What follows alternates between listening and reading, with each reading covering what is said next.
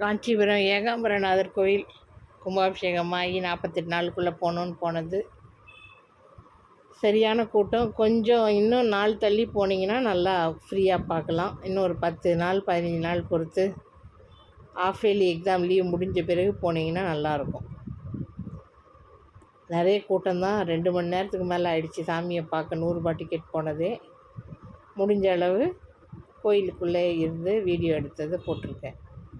இது நந்தி மண்டபம், அது கொடிமரம். ரொம்ப நல்ல தரிசனம், ரொம்ப நல்லா இருந்தது. ஆனால் க்யூ ரொம்ப ஸ்லோவாக மூவ் ஆச்சு. ஆனால் ரொம்ப நல்ல திவ்ய தரிசனம் கிடைச்சிது. உங்களுக்கும் ஏகாம்பரநாதர் அருள் கிடைக்கட்டும்.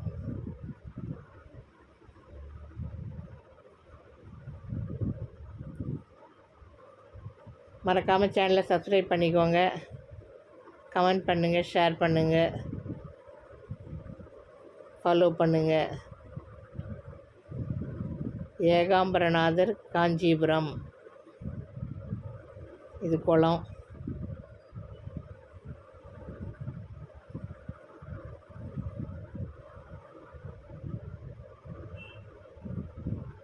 இது ஒரு வியூ, ஏகாம்பரநாதர் கோயில் வியூ.